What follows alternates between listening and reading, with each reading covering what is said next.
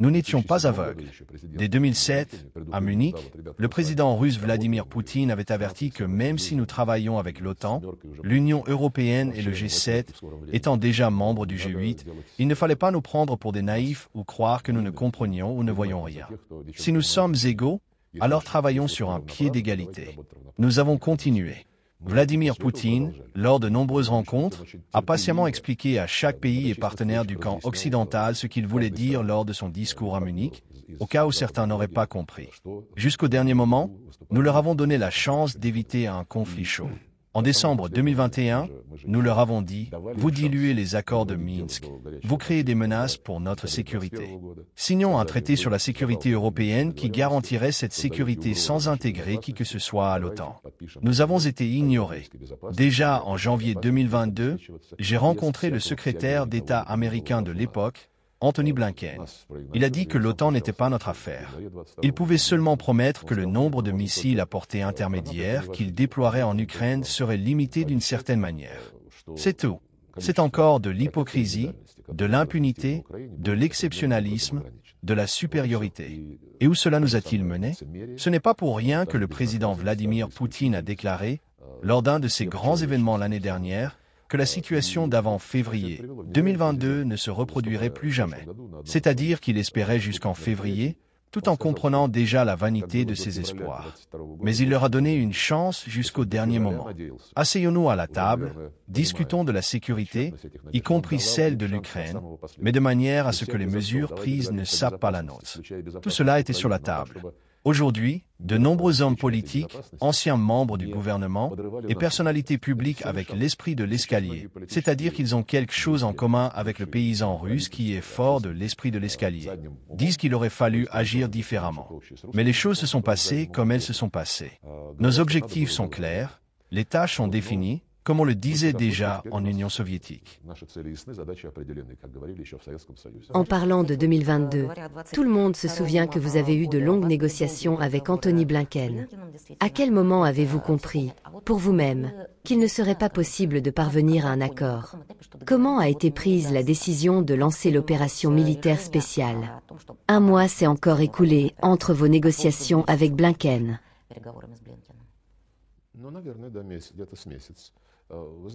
J'espérais que la raison et le bon sens prévaudraient. Mais c'est l'orgueil qui a prévalu. Non seulement les plans visant à intégrer matériellement l'Ukraine dans l'OTAN, à créer des bases en Crimée, en mer d'Azov, tous ces plans existaient. Mais au-delà de ce dessein géopolitique, l'orgueil a également joué un grand rôle. Comment cela? Ils disent « non » et nous devrions accepter? Je n'exagère pas. C'est, de manière crue, ce qui les guidait. C'est triste. Ce n'est pas du bon sens. Ce n'est pas pour rien que Donald Trump ne cesse de répéter, à propos de tout conflit et en examinant la position de l'Amérique, que le bon sens doit prévaloir. Et le bon sens de Washington dicte de rester à l'écart.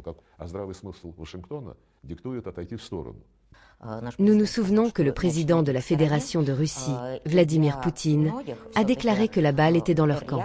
Pour beaucoup, les négociations à Riyad ont été une surprise. Quel travail préliminaire avez-vous mené et quand l'avez-vous commencé pour que ces négociations aient lieu? Il n'y a eu aucun travail préliminaire. Les présidents se sont contactés à l'initiative de Donald Trump. Ce ballon, le président Vladimir Poutine le lui avait passé en 2018 à Helsinki, lors d'une conférence de presse après la Coupe du Monde, c'était le ballon officiel de la FIFA. Donald Trump l'a attrapé, l'a fait tourner et l'a lancé aux membres de sa délégation assis devant lui. Nous partions tous du principe que ce n'était pas Donald Trump qui avait rompu les relations, mais Joe Biden, même s'il s'agit du même pays. Donald Trump en était parfaitement conscient et a appelé lui-même.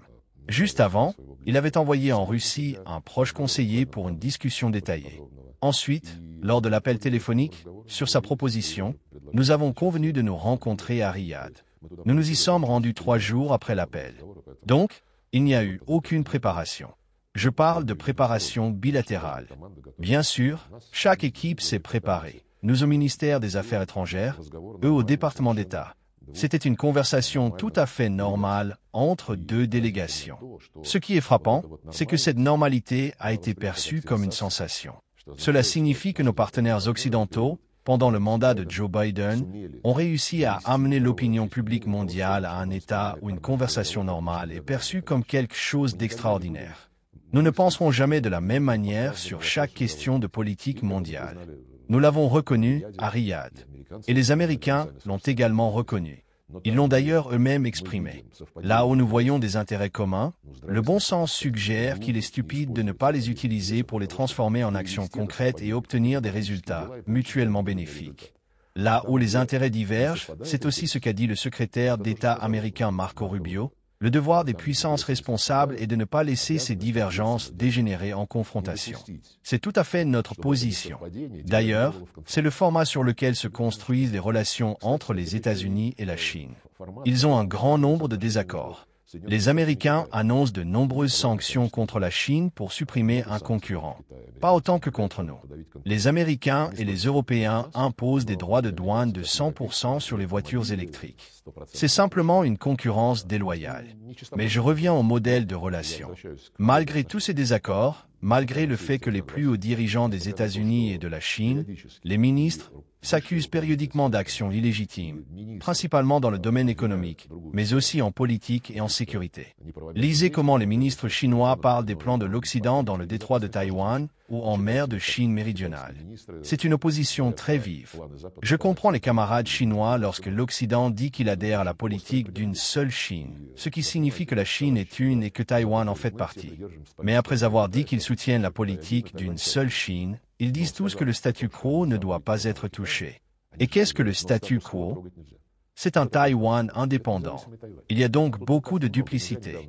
Ce n'est pas pour rien qu'un représentant du ministère chinois de la Défense a récemment déclaré qu'ils étaient fermement attachés à un règlement pacifique, mais n'excluaient pas l'usage de la force militaire si on les menait en bateau.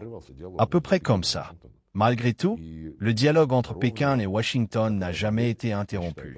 Je pense que c'est exactement le modèle qui devrait prévaloir dans les relations entre deux États, surtout entre la Russie et les États-Unis, qui, d'une part, peuvent trouver des intérêts communs et faire beaucoup de choses mutuellement bénéfiques, et d'autre part, sont obligés, en cas de divergence d'intérêts, de ne pas laisser les choses dégénérer en guerre.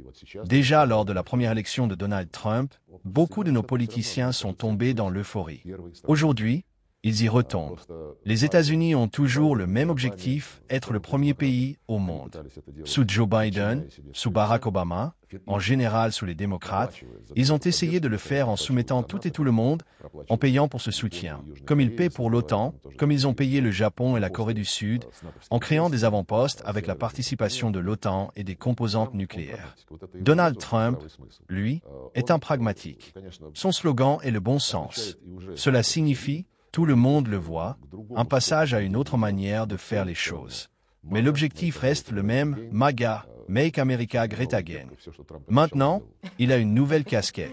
Tout ce que Donald Trump a promis, il l'a fait. Cela donne un caractère vivant et humain à la politique. C'est pourquoi il est intéressant. Son équipe, le secrétaire d'État Marco Rubio et le conseiller à la sécurité nationale Michael Waltz, sont des gens tout à fait raisonnables dans tous les sens du terme. Ils parlent en partant du principe qu'ils ne nous commandent pas et que nous ne les commandons pas. Simplement, deux grands pays se sont assis pour discuter de ce qui ne va pas chez eux et de ce que leur prédécesseur a cassé en 4 ans, détruisant tous les canaux de contact sans exception, imposant des sanctions qui ont conduit à l'expulsion des entreprises américaines, entraînant des pertes de centaines de milliards de dollars.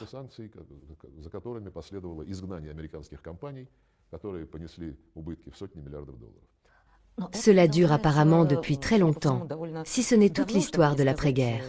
Pendant votre travail à l'ONU, vous étiez engagé dans un dialogue constructif. Vous signez des documents conjoints avec la partie américaine. Et ils violaient ces accords, ce qui avait été déclaré, en quelques mois seulement. Cela s'est produit avec le Kosovo, avec l'Irak. Un mois avant le discours de l'ancien secrétaire d'État Colin Powell, vous aviez un document conjoint avec le représentant des États-Unis sur la nécessité de rétablir le dialogue, etc.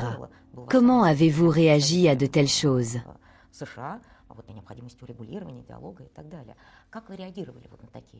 C'est devenu une habitude. Vous avez tout à fait raison.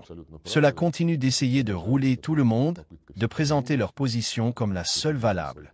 C'était même le cas avec le secrétaire d'État américain Colin Powell. Nous avons également travaillé étroitement avec lui. Je suis sûr qu'il ne savait pas ce qu'il y avait dans l'éprouvette, quelle était cette poudre blanche, qu'il agitait au Conseil de sécurité de l'ONU en disant que le président irakien de l'époque, Saddam Hussein, n'était pas de ce monde. Il a simplement été piégé par des agents de la CIA. Je ne veux pas être anti-européen. Cependant, la situation actuelle confirme une idée avancée par de nombreux historiens. Ces 500 dernières années, lorsque l'Occident s'est plus ou moins formé tel qu'il est parvenu jusqu'à nous, bien sûr avec quelques changements, toutes les tragédies du monde ont pris naissance en Europe ou se sont produites grâce à la politique européenne. Colonisation, guerre, croisade, guerre de Crimée, Napoléon, Première Guerre mondiale, Adolf Hitler. Si l'on regarde rétrospectivement l'histoire, les Américains n'ont joué aucun rôle d'instigateur et encore moins de déclencheur. Et maintenant, après le mandat de Joe Biden, des personnes souhaitant agir selon le bon sens sont arrivées. Ils disent clairement qu'ils veulent mettre fin à toutes les guerres, qu'ils veulent la paix, qui demandent la poursuite du banquet sous forme de guerre. L'Europe. La première ministre danoise Mette Frederiksen a déclaré que pour l'Ukraine, la paix est pire que la guerre. Le premier ministre britannique Keir Starmer, qui est parti à la suite du président français Emmanuel Macron pour convaincre le président américain Donald Trump de ne pas mettre fin si rapidement à cette histoire, s'est vanté que cette année, le Royaume-Uni ferait sa plus grande contribution en armes à l'Ukraine, contredisant directement Donald Trump et affirmant qu'ils allaient gonfler le régime de Kiev. Le président Emmanuel Macron court avec des idées, tout comme Keir Starmer. Ils préparent des milliers de casques bleus, assureront leur couverture aérienne. C'est aussi de l'audace. Premièrement, personne ne nous demande notre avis.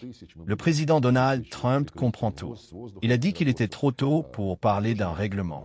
Vous pouvez discuter de cette question, mais il faudra l'accord des partis. Il se comporte correctement. Ce plan d'introduction de casques bleus en Ukraine est une continuation de l'incitation du régime de Kiev à la guerre contre nous.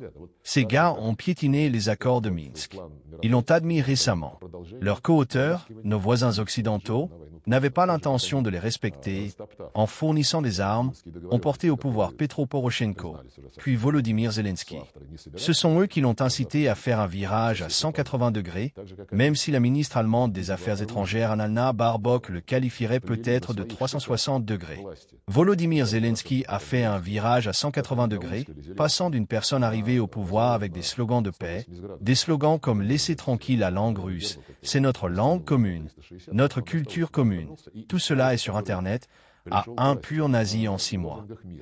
Comme l'a justement dit le président russe Vladimir Poutine, à un traître au peuple juif. De la même manière qu'ils l'ont porté au pouvoir sur les baïonnettes et l'ont poussé en avant, ils veulent maintenant le soutenir avec leurs baïonnettes sous forme de force de maintien de la paix. Mais cela signifiera que les causes profondes ne disparaîtront pas. Lorsque nous demandons à ces penseurs ce qui arriverait hypothétiquement à la partie qu'ils prendraient sous contrôle, ils répondent que rien, l'Ukraine restera. J'ai demandé à un camarade, la langue russe y sera-t-elle interdite? Il n'a rien dit. Ils ne peuvent pas prononcer de mots condamnant ce qui s'est passé. Aucune autre langue n'a subi une telle agression. Mais imaginez si en Suisse on interdisait le français ou l'allemand, ou si en Irlande on interdisait l'anglais. Les Irlandais veulent maintenant un peu s'autodéterminer. Essayer d'interdire l'anglais maintenant, ils secouraient toute l'ONU pour ces colonnes, exigeant la condamnation de l'Irlande. Mais ici, c'est possible. Vous leur dites en face, et ils ne répondent rien. C'est exactement comme moi, cela fera bientôt 3 ans, qui, publiquement lors des réunions de l'ONU et en rencontrant la presse, demande de l'aide pour obtenir ne serait-ce qu'un peu d'informations sur Boutcha, la tragédie qui a été utilisée pour nous imposer des sanctions. Ces scènes ont été montrées par la BBC 2 jours après qu'il n'y avait plus aucun de nos militaires sur place. Nous demandons maintenant une seule chose, j'ai déjà renoncé à espérer plus. Pouvons-nous voir la liste des personnes dont les corps ont été montrés sur la BBC? J'ai même demandé cela publiquement au secrétaire général de l'ONU, Antonio Guterres, lors d'une réunion du Conseil de sécurité, et pas une seule fois. La dernière fois, c'était en septembre 2024. J'étais à New York pour la session de l'Assemblée générale. J'ai eu une conférence de presse finale, avec toute la presse mondiale, environ 70 personnes, et je leur ai dit, les gars, vous êtes journalistes, ne seriez-vous pas intéressés de savoir professionnellement ce qui s'est passé là-bas? Nous avons officiellement demandé des informations au Haut-Commissariat des Nations Unies aux droits de l'homme. Ils ont une mission en Ukraine, au sein de ce bureau, créé sans consensus, sans consulter personne. sur les noms des personnes montrées mortes à l'écran. Aucune réaction. Et j'ai aussi fait honte aux journalistes. Cela faisait déjà 2,5 ans depuis cette tragédie, lorsque la BBC a montré Boutcha à l'écran et sur les réseaux sociaux. C'était une explosion médiatique. 3 jours et tout est passé, ai-je dit. On vous a dit de vous calmer. Je connais bien la moitié des journalistes présents. Ils travaillent là depuis longtemps. Ne peuvent-ils pas envoyer une demande journalistique aux Ukrainiens? Personne ne fait rien. Une commande est passée, et c'est tout. En 1970, nous sommes parvenus à une conclusion et avons adopté une déclaration détaillée sur tous les principes de la Charte des Nations Unies, expliquant comment ils sont interconnectés. En ce qui concerne l'intégrité territoriale et le droit des nations à l'autodétermination, un consensus au plus haut niveau a été atteint, stipulant que tous doivent respecter l'intégrité territoriale des États qui respectent le principe du droit des nations à l'autodétermination. Par conséquent, ces États ont un gouvernement représentant l'ensemble de la population vivant sur leur territoire. Tout comme les colonisateurs ne représentaient pas la population de leur colonie en 1960. C'est pourquoi ce principe a prévalu. En Ukraine, immédiatement après le coup d'État, ils ont déclaré qu'ils aboliraient le statut de la langue russe et ont qualifié de terroristes ceux qui n'acceptaient pas les résultats du putsch.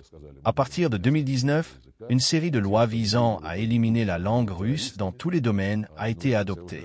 Comment peut-on dire que ce groupe de putschistes représente les intérêts de la population du Donbass, de la Nouvelle-Russie et encore moins de l'Ukraine?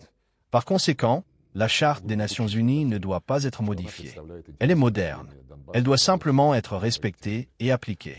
Et il ne faut pas dire que, lorsque le Kosovo a déclaré son indépendance sans aucun référendum, c'était un droit à l'autodétermination. Mais que lorsque la Crimée a organisé un référendum transparent avec la participation de centaines d'observateurs européens, de parlementaires et de personnalités publiques, c'était une violation de l'intégrité territoriale de l'Ukraine. La duplicité, le cynisme, l'hypocrisie, c'est ce à quoi nous sommes confrontés.